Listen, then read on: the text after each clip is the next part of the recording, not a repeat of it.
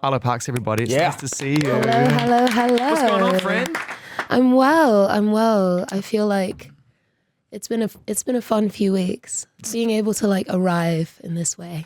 Yeah, you know what? It sounds like it's been fun for a minute because the music has so much energy. It's so dynamic. And I love how emotional it is. It's like dance floor bangers you can emote to, you know, and it's like you've really found a new place based on life experience. I want to talk about all that. Yeah, I'm going to play this beautiful song called Heaven sooner rather than later because people are dying to hear it. But I just want to ask you how you are, because obviously you're releasing music around the Grammys, so everyone's out here.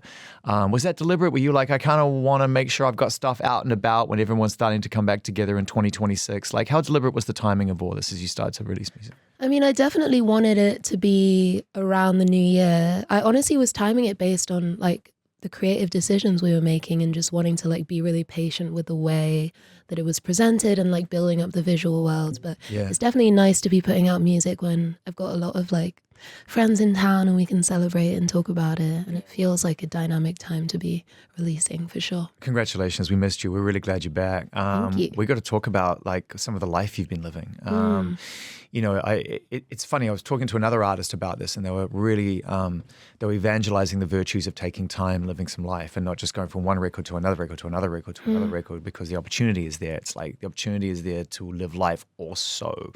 So, like, you obviously made a conscious decision to not rush this, and you wanted to go and live some life. What kind of prompted that? What inspired that? Honestly, I think I got to a point where I was like, I've spent most of my adult life on tour, being perceived and being very much in motion. You know, I started when I was 17. Being perceived, that's powerful. Yeah, so it felt like this natural moment to, you know, settle into life and really grow roots and be like, okay, how do I have fun? How do I exist in the world? I feel like I started making music as a response to, you know, being a very porous person and absorbing and reacting to the world around me. So I ended up just taking a little pause and wanting to kind of go out into the world and dance and move and meet people and explore the playful side of making music and being alive. And where does that start? Like when you decide, you know what, I'm going to start saying yes to things. I'm going to start honoring, you know, these invitations to go out and do things. Like, when did it feel like the world really opened up to you? Where did you find your people and find the center of all of this experience? Yeah, I feel like I got really steeped in these nocturnal spaces and these subcultures. I had a few friends who would DJ specifically in LA and were throwing these nights. And I guess I'd always been that friend who was away. You know, I was always the person who probably couldn't make it. And it's hard too, because people get used to you making very valid excuses. So they stop asking exactly. you. And it's like, I still want to be asked. Exactly. You know? And then I was like, ask want me. The invite. Come on. Yeah. I want to be able to say no. It's by the way, that's such a Leo thing to say. Like, I'm going to say no, but I still want you to ask. You're a Leo too. I love that. That was the mode. And I also started hosting a lot of my house, because I learned to DJ and I was like having people around, dancing to music, just like building community around my space as well. But then as you say, I just started saying yes to things and started wanting to be spontaneous and exploring these spaces where I feel like people come together in this really kind of humble and beautiful collective way to just experience music together. Is that where the phrase "let's get involved and get involved" comes from? Yeah. It's almost self-motivating. Exactly. Definitely. Yeah. I think it also comes from my approach to the music, where I was like, okay, I don't want to create a record based on this kind of blueprint of what an Arlo Parks record is. I want to just throw myself into being as true as possible. And I want to create something that just feels instinctive and intuitive and spontaneous, rather than kind of being at the fringes and being a bit more kind of polite. I wanted to be all the way in. That's that concept of perception again, right? That idea of like, look, I really appreciate that you've connected to my music in a certain way, but like, please don't consider me to be just that. Exactly. Idea of just that. Exactly. I mean, I think when we first met, I tried to honor the courage in your writing and the fact that you spoke so openly about like your friends that were going through tough things, and you've written it so eloquently that I was really like encouraged and really happy to hear you sounding free. Yeah. On this music. Yeah. You know, that it's not like, oh, I guess that's what I do now. I do that. It's like, no, I can do whatever I want. Exactly. And I think having that ethos, like sonically and lyrically, just allowed me to make this music that I was really proud of, because I was like, okay, this is my heart. This is me now. I'm present. I don't feel bound by anything that I've made before. These stories are still just as true and rooted in poetry, but I think you can hopefully hear that there is this freedom, as you say. Oh, you can. And it's so beautifully created as well. we'll talk a bit more about the sort of actual architecture, the musical architecture of these songs, because the writing is always going to be great. But however you brought this music to life, it sings with you. Like these songs really, these are really happy songs. Yeah, they are. They are. And I'm glad that you can feel that. Oh my God. What an amazing piece of music. I mean, it must have just been so beautiful for you to be able to listen back to that as you were creating it, hearing it come together, and to know that what you were feeling was coming to life. Do you know what I mean? It wasn't like, oh, I thought about this. It's like, no, that's pure feeling. Exactly. And that was kind of almost like my mantra for the record. It was like to write it how it felt, to be as true as possible. And, you know, the night before, I'd been to this party called Midnight Lovers, like under the 6th Street Viaduct Bridge. It's an incredible party. Invite me. What? Go on. And she dropped this like Everything in Its Right Place Gigamesh remix. And I remember just feeling it just flooding me. Yeah. And then the next day I wrote this song and I was like, again, I don't want to kind of iron out the muscularity and the intensity of the music that I'm obsessed with to make it more Arlo Parksy or whatever. I was like, I want to go all the way. It's tough though. It's tough. Like, let's not get it twisted. Like the moment when, you know, when you talk about going into those nocturnal spaces again, and like I said, that 4 on the floor just picks up and holds it. Because, you know, you're teasing it all the way through. I'm nerdy about this shit. You're teasing it and letting it in, letting it out. And then it's just like, no, we're in it now. Exactly. And it's really, really beautiful and effective. But also it has hints of like Tom, Björk, Massive Attack, Burial. Yeah. These people who are able to bring emotion into those dark rooms and make you feel something a little bit deeper. How did you retain the feeling from the night before and feel like you could hold on to it to turn it into music? Because those things are actually supposed to be fleeting. Interestingly, like in a really somatic way, like I could feel the bass in my body that night. And I felt weirdly like I had kind of stored it up. And I journaled as soon as I got home. And even when you talk about trip hop, like, I mean, like your t-shirt, the Portishead t-shirt, like that song, It Could Be Sweet, was a really beautiful reference because there's that minimalism and the bass is so punchy and dynamic. But then there's still Beth Gibbons' voice. It's like so ethereal and just true. And so I had these references bubbling.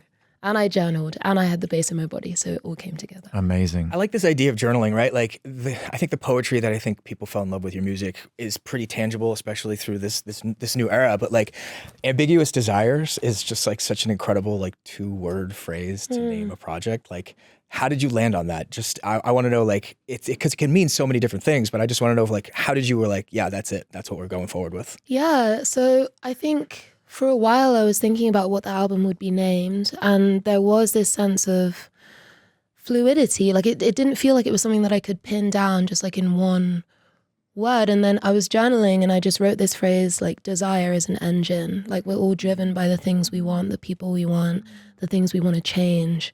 And that became this mantra. And obviously I feel like it explores so much terrain sonically and emotionally. And it is this kind of fluid, super feeling. That's where the ambiguity sits. Yeah, exactly. Yeah. So Ambiguous Desire. Yeah, it's beautiful. Yeah, I mean, just going through the lyrics for people and they'll sort of find themselves in the middle of this in their own time, but we can always give them a nudge. Even just Adidas and gasoline. I mean, it just says everything that a night is, which is this idea of like, the 3 stripes is what I represent. Exactly. And you know, you cannot avoid that feeling when you leave somewhere that there's just hard machinery and life going on around you and you're being dragged back into real life when you're spilling out in the streets. Exactly. So fun to be able to write that, I bet. Just so fun to know you'd found a place that was going to inspire you and you could just observe. Exactly. And I feel like the lyrics came in this big flood. And I felt that like I was literally just talking about the things that I was seeing and this friction between being lost in something and then being aware that that feeling is going to end was something that I was like wrestling with in the moment. I was like, this is so amazing. But like it's 2 a.m. and it's about to finish, but like I'm in it and then I'm not going to be. How do I preserve it? Yeah, trying to protect the magic. It's awesome that there's still places for everyone to go and congregate and dance. I know that sounds weird, but I mean, I grew up in a time when it felt far more available, to at least on the surface. Like going to New York, there were destinations that you could go to. They were promoted. You knew. Like I went and watched Tenaglia play. You know, a 10-hour set. That was the thing you went to New York to do. And then this whole idea of like, for lack of a better term, you know, it all gave way to mammon. It was just like, nah, let's get rid of the culture and let's like replace it with apartments or businesses or this. And I just love the fact that those places still exist and people find a way to bring them to life. What's it like being in a room like that and being able to step outside of what people know you to be like? What does it feel like when you find your people in that room? What does it feel like on a night? I think it just feels like abandoned. It feels like kind of there's this interesting sense of like anonymity where you can have this night surrounded by people where you feel like it is just you, or you can kind of sprawl out and you can also almost choose the version of yourself that you want to be that night. Maybe you're on the dance floor for 5 hours straight. Maybe you're out in the smoking area making new friends, or you're on the periphery and then you're sucked in. There is this sense of like beautiful autonomy, and every night feels supposed different. to be a safe place. Have you ever seen the documentary about Paradise Garage, the Larry Levan documentary? I have. It's amazing. I have. There's that amazing shot early on in it where it's just a shot almost from like a camera in the corner of the club, and it's just a strobe and it's slow-mo. So all you see is like complete darkness and then like 1.5 seconds of people just dancing in slow motion, and then it's dark again. And it's just dancing in slow motion. And it just looks like the safest place in the world. It is, and that's how it feels. And I think that's why those spaces will never die, because people always need that sense of community, that sense of escape, but also that ability to come back to themselves. And I think wherever there's people and there's music, like these spaces will exist, and we have to protect them. I mean, that was the big thesis behind Twigs' last album, right? Yeah. Like to be able to find these spaces and protect them and make sure they don't get co-opted or turned into something or commercialized or whatever. Just be like, those are the spaces where people feel safe, and like, yes, even if they go underground, they are still something that need to be protected. Exactly. I'm just going to make kind of a random observation, Arlo, that, you know, you moved out here to California and we're so happy that you live out here. The sun shines brighter because you're here. But you've made music that sounds like, honestly, it sounds far more city than that. It feels New York. It feels London at times. Like heaven feels like London to me. Yeah. You know, did you think about that? Like, interesting. Like, I've changed my lifestyle up. I've gone to a place where I feel happy, but the music I'm making feels like it's coming from somewhere else almost. Yeah, I mean, I feel like specifically those two cities, like I do carry them with me, and some of the music was made in London and Two-Sided was made in New York. And even when it came to like the subcultures that I was studying, even when we were talking about Paradise Garage and The Loft and Studio 54, and then kind of early 2000s, like post-dubstep in Croydon, Joy Orbison, all these artists, like I was pulling from all these different spaces. And I do feel like I carry London with me. Like I'm definitely in the studio and I'm like, okay, we need to go a bit more London with those hi-hats. Like it is an intentional thing. Like that's my taste and that's in my blood for sure. How you finding it out here though? You still like living out here? In the I love it. It's beautiful, right? The sun, That's so the good. ocean, I know. especially right now in February. I'm like, I think it's the most perfect city for anyone nomadic because you really look forward to coming home. exactly. You know what I mean? It's Exactly. like, I loved living in London for nearly 18 years, but there were definitely times when I'd been away on vacation. I was like, I don't know if I'm ready to come back to London right now. In February. In February. It seems very cold to me right now. Let's talk about some of the collaborators that you work with on this record. You know, you don't need to work with anybody, but you know, you have every right to choose to. Did you choose to work with anyone on this record? Has anyone shown up and collaborated with you on Ambiguous Desire in any capacity? Yeah, so my friend Baird is the person who I made pretty much the whole record with. He's touched every song. I also worked with Paul Epworth and Rob Bizel, but Baird was really the anchor point. Like I basically made this record in his loft space downtown, and it was just me and him. We were watching the same films, reading the same books, kind of creating this like beautiful insular world over the past 2 years, because it was important for me to make it with somebody who both challenged and understood me, and to create an environment that felt like no one was listening. Like it felt like I was making it just for me. Like I can't remember whose interview I was listening to, but their ethos was, maybe it was Blake Mills being like, I created this, I had to think about creating this record like I was going to make it and then like bury it in the ground. Yeah, like what it was do just you for me. like? Exactly. So me and Baird kind of went into that mode. And what about anybody? Is anyone else showing up on any songs? Is it just you? Yeah, Sampha. The man. I love that. He's literally. Oh, I love that for you. I love that for us. Yeah. I love that for everybody. Yeah. He's on a song called Senses. And Wow. he just has, I mean, there are no words for the quality of his voice, the quality of his soul. He's just like the best man, human ever.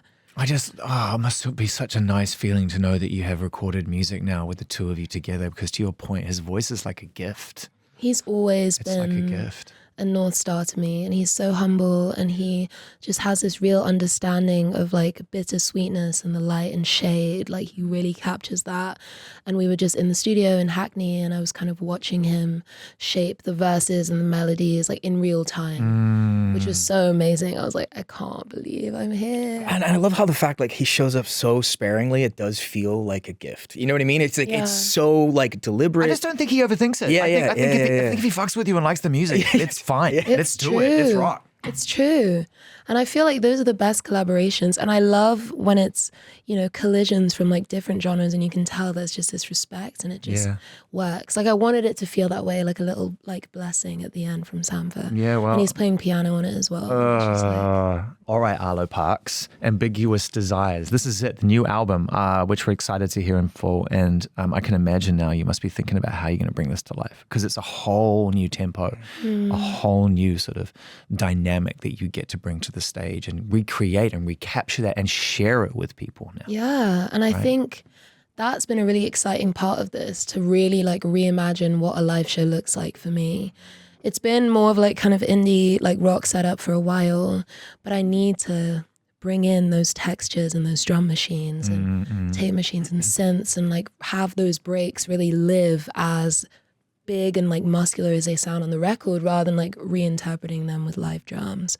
So that's going to be really exciting. Especially being the DJ now as well. I mean, you know, you understand what it is to move a floor, and to, you know, let taste be the connector between you and what's going on in that room. Exactly. I get so frustrated when people try to minimize and demoralize the DJing scene, and I'm just like, you don't understand. It's the ultimate exercise in taste. You are in control of the room. Like you are setting the tempo, and like it is a talent and a gift. My line to people is like, you think it's easy until you fail.